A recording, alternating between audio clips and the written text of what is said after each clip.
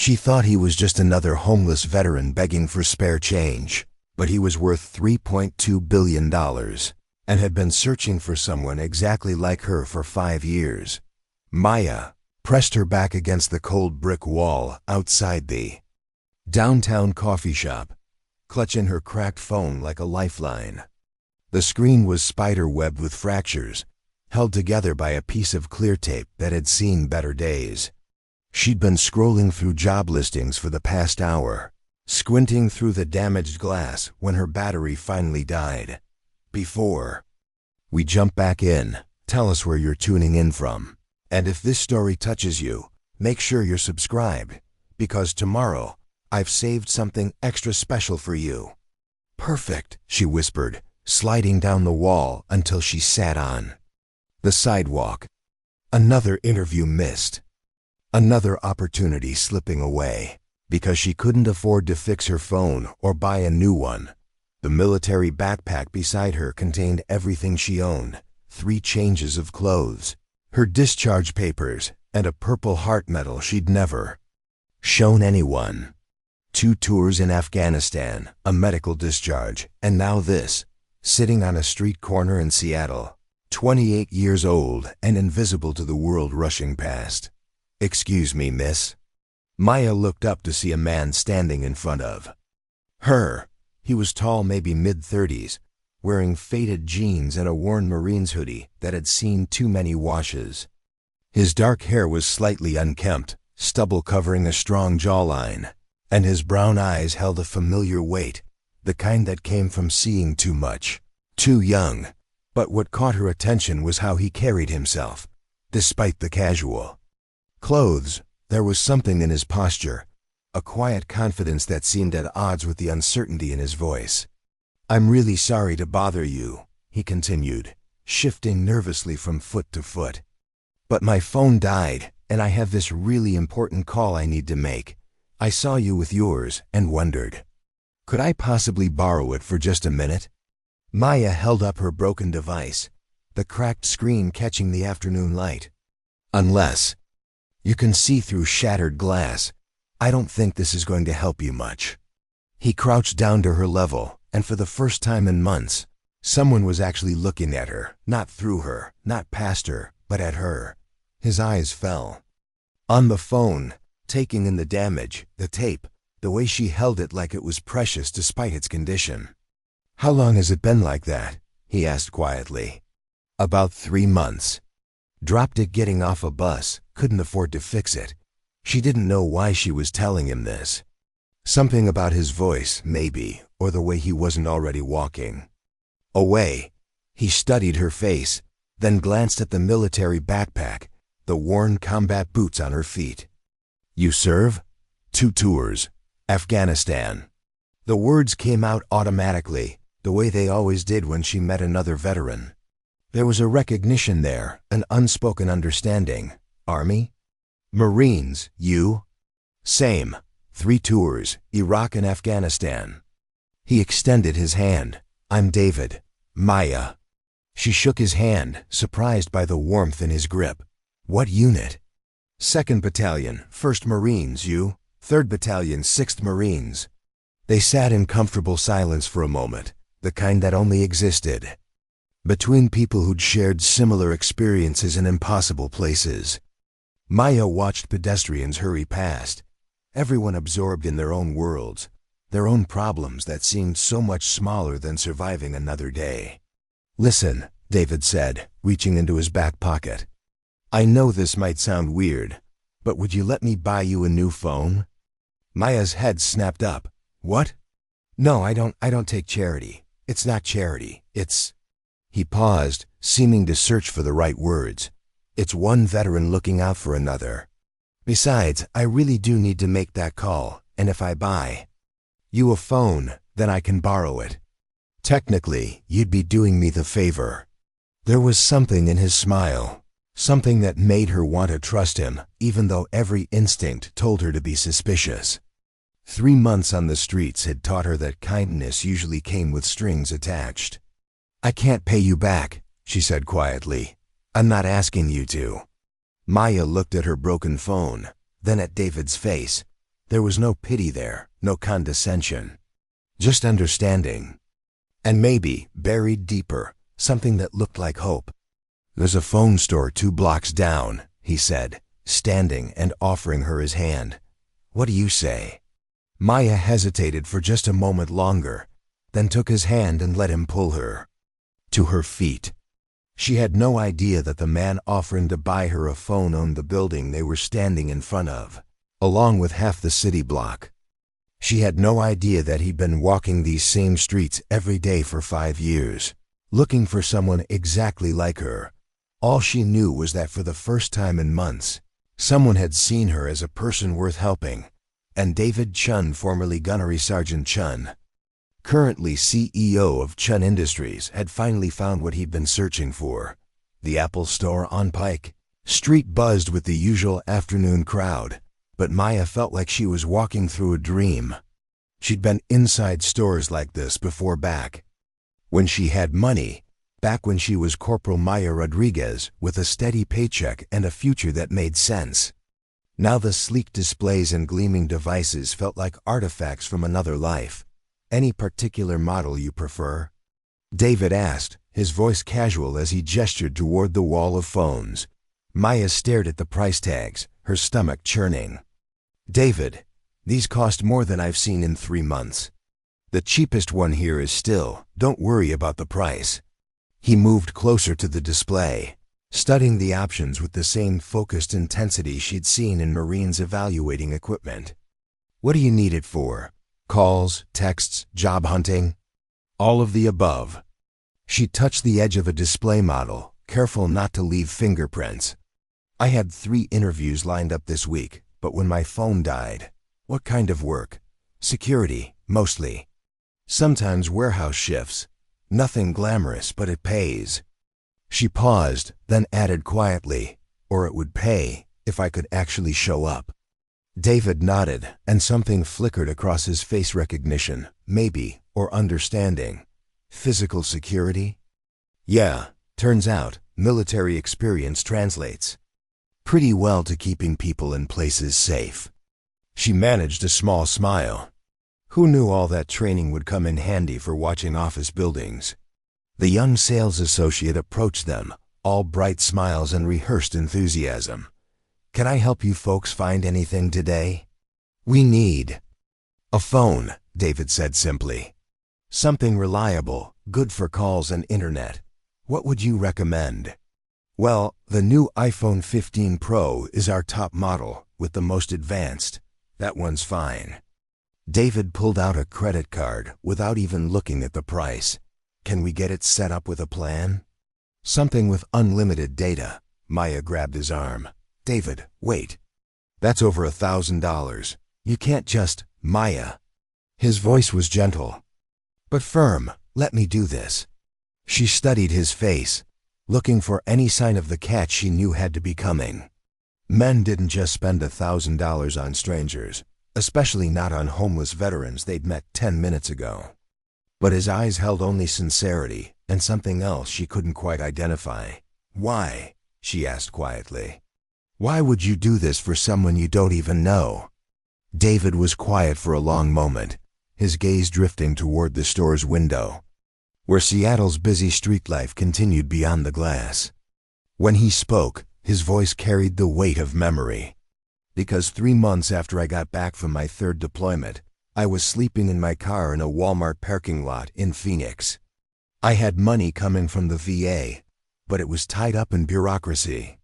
My apartment was gone, my job fell through, and I was too proud to ask my family for help." He turned back to her. "A guy named Marcus found me there. Homeless vet himself, but he'd gotten back on his feet. He didn't just give me a meal or spare change, he helped me find a place to stay, helped me navigate the VA system, helped me remember that I was worth something." Preparing and narrating this story took us a lot of time, so if you are enjoying it, subscribe to our channel, it means a lot to us. Now back to the story. Maya felt something tight in her chest begin to loosen. What happened to him? Cancer got him 2 years later. But before he died, he made me promise something. David's hands were steady as he handed his card to the sales associate. He said, "When you can, you find someone else who's lost, and you help them remember who they are." The store suddenly felt too bright, too exposed. Maya blinked hard, fighting back emotions she'd kept buried for months. "I'm not a charity case. I know you're not. You're a Marine, and Marines take care of each other." An hour later, they sat on a bench outside the store. Maya's new phone charging from a portable battery David had also insisted on buying. She held the device like it was made of glass, still hardly believing it was hers. "I should get your number," she said, then immediately felt foolish. "I mean, in case there's a problem with the phone or something." David smiled. "Good idea. And Maya? You mentioned those job interviews. When's your next one?" "I had one today at 2, but obviously ... double quotes." She checked the time on her new phone. "And another tomorrow morning at 9. Where?" "Westfield Security. It's downtown, near the waterfront." Something shifted in David's expression, too quick for her to catch. "Good company. I've heard they treat their people well." "You know them?" "I know of them." He stood, shouldering a worn messenger bag that looked like it had seen as many miles as her backpack. "I should get going. That call I mentioned earlier." "Right. Of course." Maya stood too, suddenly reluctant to see him leave. For the first time in months, she'd felt like a person instead of a problem to be avoided. "David, thank you for all of this. I don't know how to. You don't need to thank me. Just promise me something." "What?" "When you get back on your feet, and you remember this feeling. And when you meet someone else who's lost, you help them find their way." Maya nodded, her throat tight. "I promise." David walked away, but after a few steps, he turned back. "Maya, that interview tomorrow, you're going to nail it." As she watched him disappear into the crowd, Maya couldn't shake the feeling that there was something different about him. The way he'd paid for the phone without hesitation, the confidence in his voice when he'd mentioned Westfield Security, the quality of that messenger bag despite his casual clothes. But mostly, it was the way he'd looked at her, not like she was broken, but like she was exactly who she was supposed to be. What Maya didn't know was that David Chun owned Westfield Security, along with a portfolio of companies worth billions. What she didn't know was that he'd been walking those same streets every day for 5 years, looking for veterans like her. What she didn't know was that tomorrow's interview wasn't a coincidence. It was the beginning of something that would change both their lives forever. All she knew was that a stranger had seen her, worth when she'd forgotten it herself. And for the first time in months, Maya Rodriguez felt like she might actually have a future worth fighting for.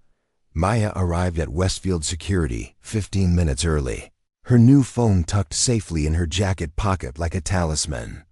The building was sleek glass and steel, the kind of corporate headquarters that screamed money and success. She'd researched the company the night before on her new phone, surprised to find they specialized in high-end corporate security and personal protection services, a far cry from the mall security job she'd been applying for. The receptionist, a polished woman in her 30s, smiled warmly. "Maya Rodriguez, Mr. Harrison is ready for you." Maya followed her down a hallway lined with photos of the company's achievements, contracts with Fortune 500 companies, protection details for visiting dignitaries, security consulting for major events. This was bigger than anything she'd imagined. James Harrison, the hiring manager, was a stocky man in his 50s with the bearing of someone who'd spent time in uniform.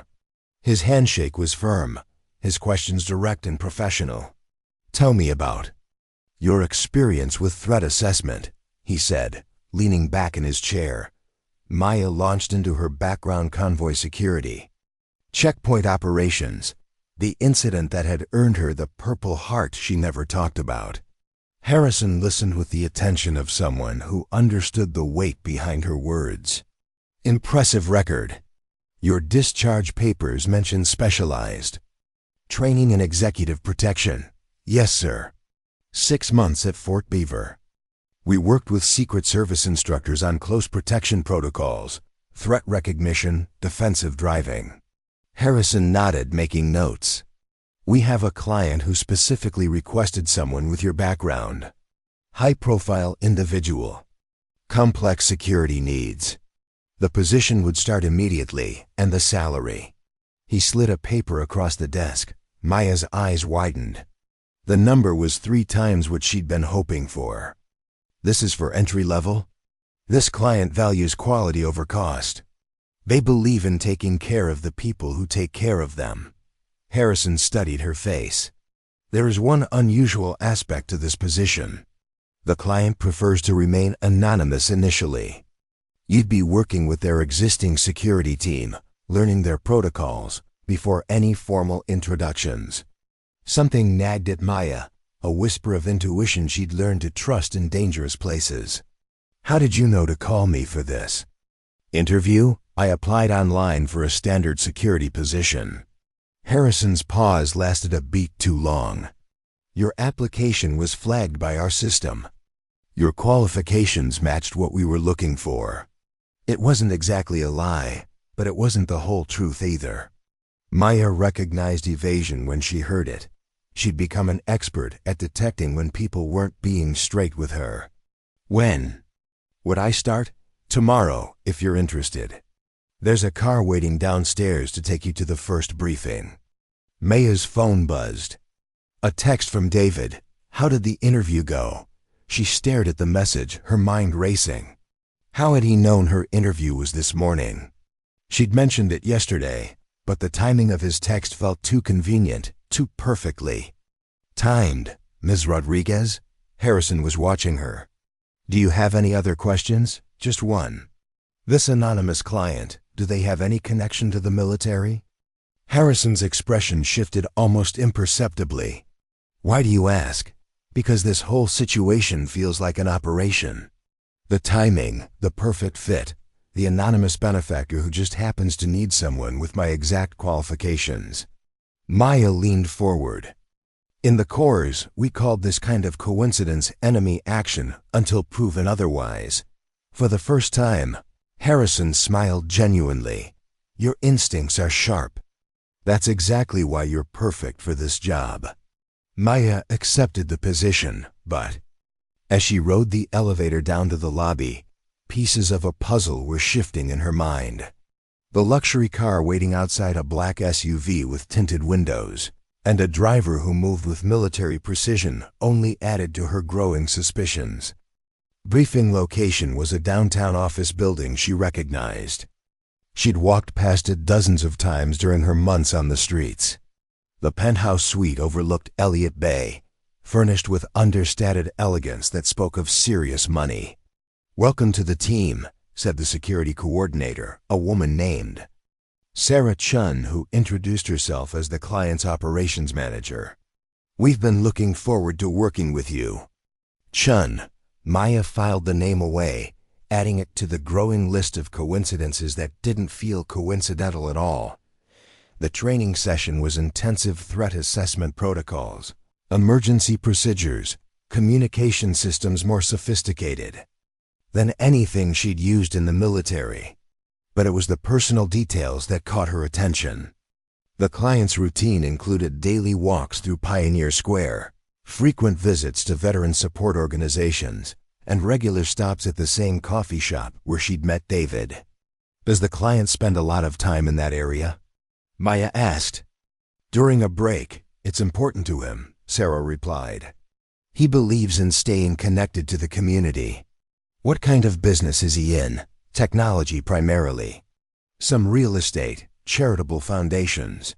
He prefers to keep a low profile.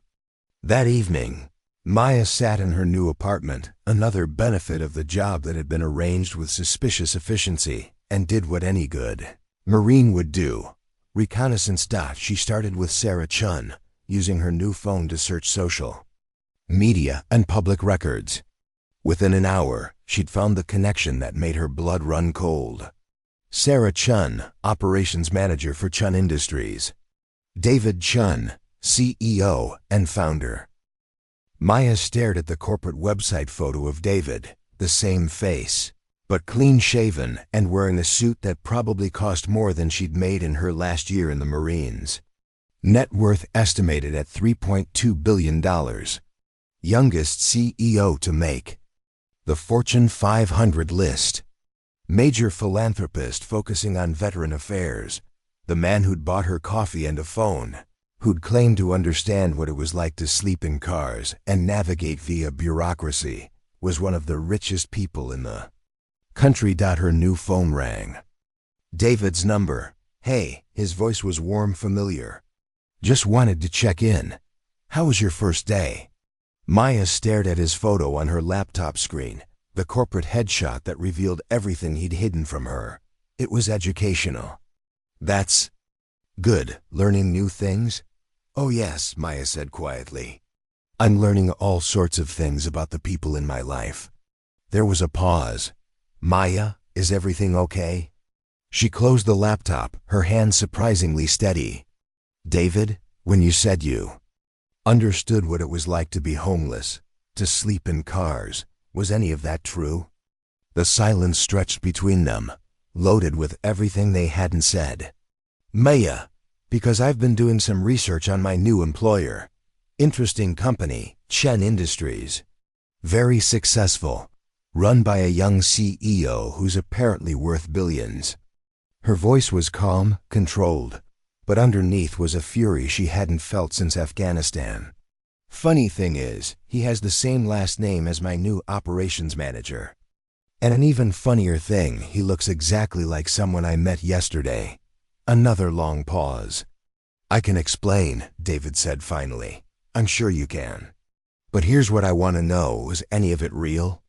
The connection, the understanding, the shared experience? Or was I just another project for your guilt-driven philanthropy? Maya, please. Let me. She hung up. Outside her window, Seattle glittered with lights that reminded her of tracers in a night sky. Maya Rodriguez had survived 2 tours in Afghanistan, months on the streets, and the slow dissolution of everything she'd thought her life would be, but she wasn't sure she could survive discovering that the first person to see her as human in months had been lying to her all along. 3 days passed without word from David. Maya threw herself into her new job with the intensity she'd once reserved for combat missions. She studied Chen Industries security protocols, memorized building layouts, and excelled at every training exercise they gave her. But underneath the professional competence, anger burned like a slow fuse.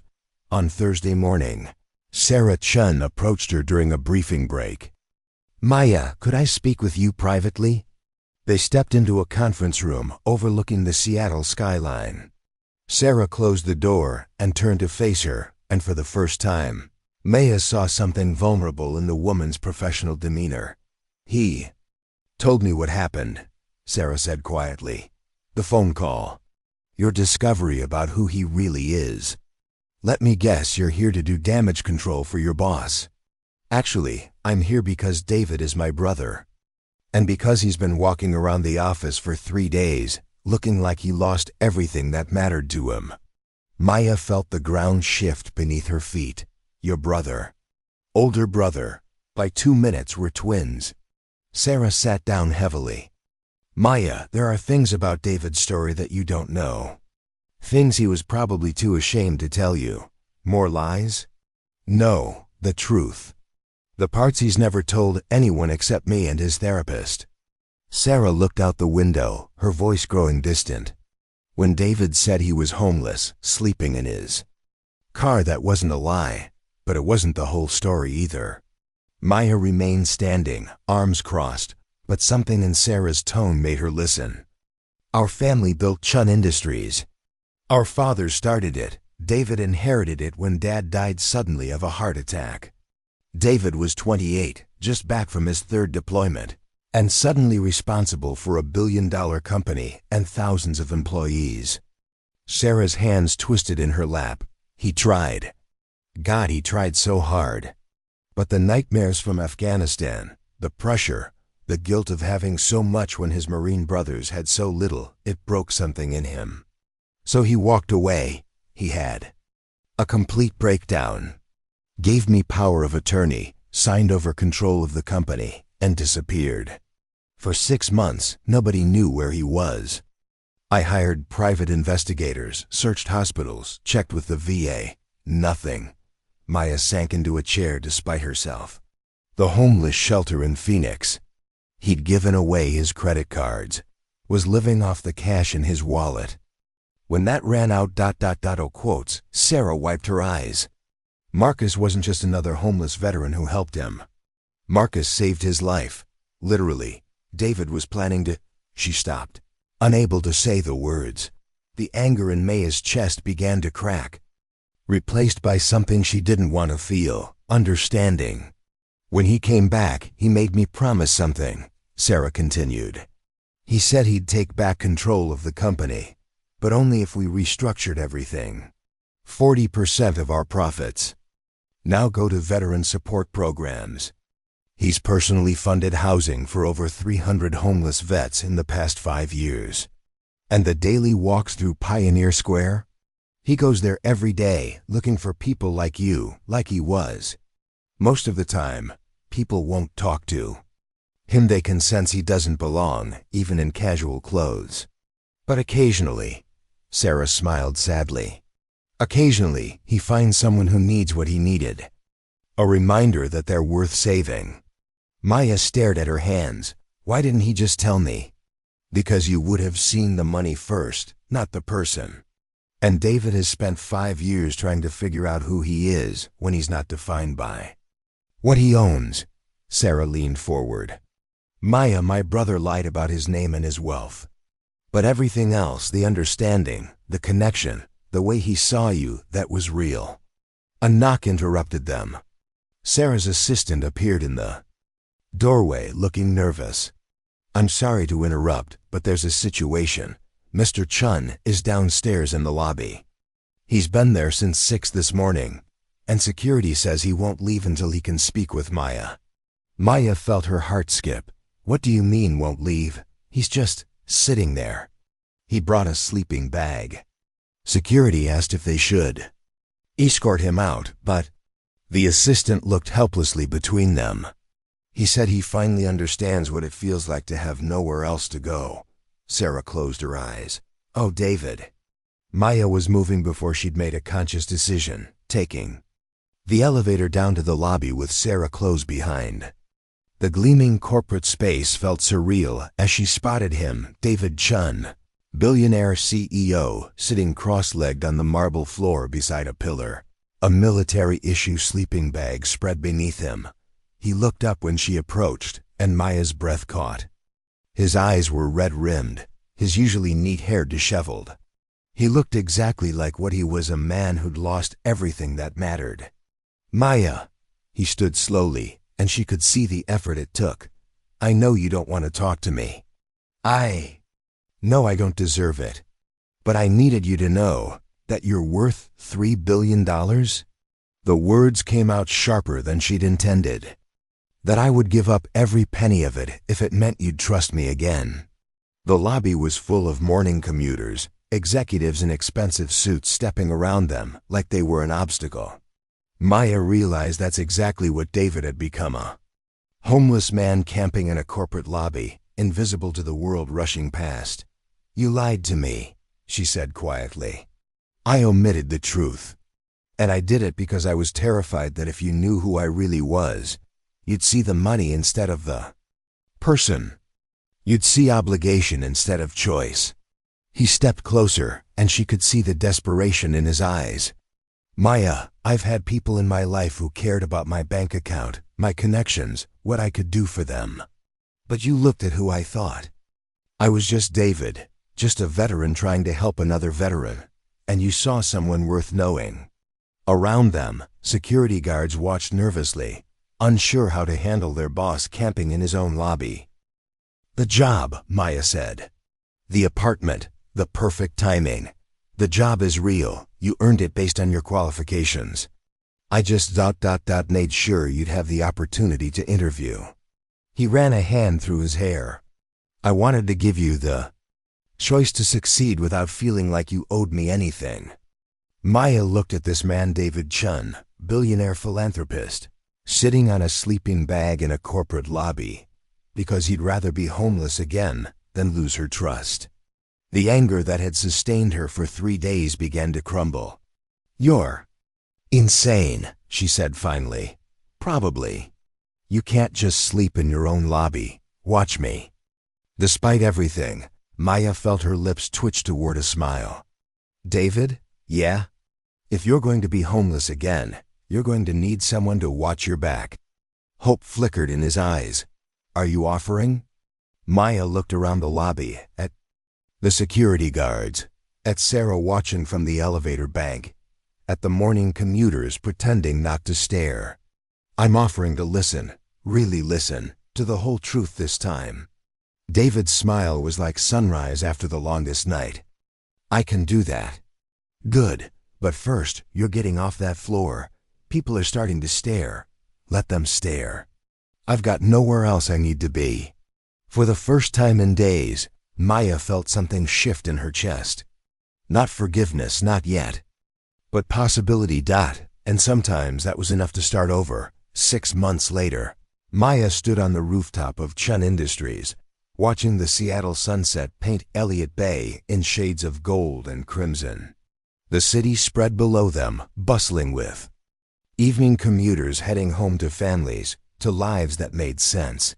"Second thoughts?" David asked, joining her at the railing.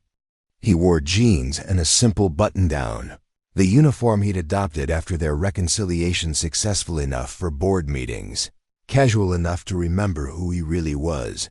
Maya looked down at the small velvet box in her hands, then back at the man who'd taken 6 months to earn her trust back through actions instead of words. About which part? The proposal, the foundation, or the fact that I'm about to marry someone worth more money than some small countries? Any of it, all of it.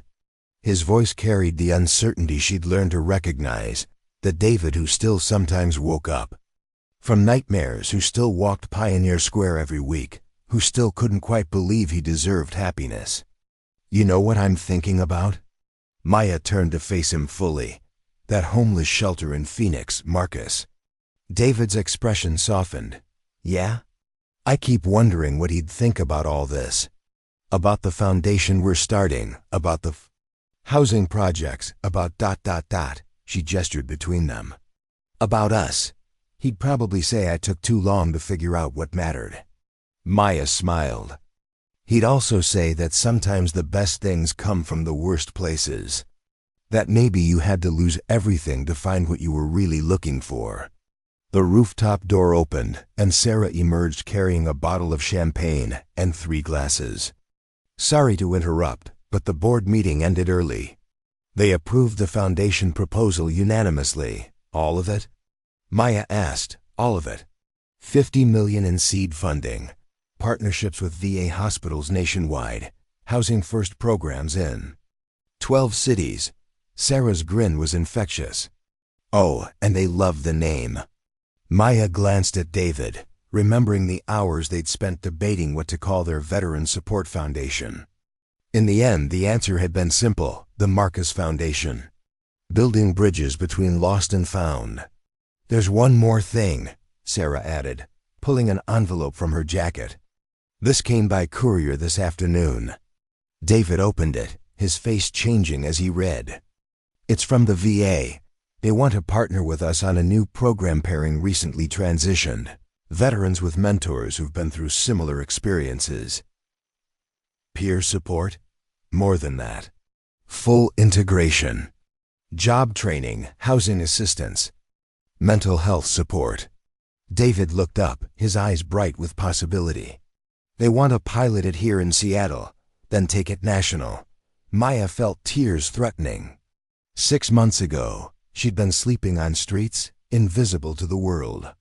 Now she was about to co-run a foundation that could help thousands of veterans find their way home. "There's something else," David said quietly. He reached into his pocket and pulled out a small wrapped package. "I know we already did the whole proposal thing last month, but I wanted to give you this tonight." Maya unwrapped it carefully, revealing a simple silver bracelet. Engraved on the inside were coordinates not of some romantic destination, but of the exact spot outside that coffee shop where they'd first met. "So you'll always remember where we started," he said. "Not the fancy stuff, not the money or the foundation or any of it. Just two veterans who recognized something in each other." Maya put the bracelet on, the metal warm against her skin. "David?" "Yeah?" Marcus would be proud. As the last light faded from the sky, they stood together on the rooftop, looking out. Over a city full of people who might be lost, might be struggling, might be one conversation away from finding their way home. 6 months ago, Maya had thought her story was ending. Tonight, she realized it was just beginning. "Come on," she said, taking David's hand. "We've got work to do." The elevator carried them down from the heights of corporate success to street level, where their real work waited. Tomorrow they'd walk through Pioneer Square together, looking for the next person who needed to remember they were worth saving. Because sometimes, the most powerful love stories aren't just about two people finding each other, they're about those two people turning around and lighting the way for everyone else still trying to find their way home. And Maya Rodriguez, formerly homeless Marine, currently Director of Veteran Services for the Marcus Foundation, soon to be Mrs. Chin, finally understood what Marcus had taught David all those years ago. When you save someone, you don't just change their life. You change your own. And if you're really lucky, you change the world. Up next, you've got 2 more standout stories right on your screen. If this one hit the mark, you won't want to pass these up. Just click and check them out. And don't forget to subscribe and turn on the notification bell so you don't miss any upload from us.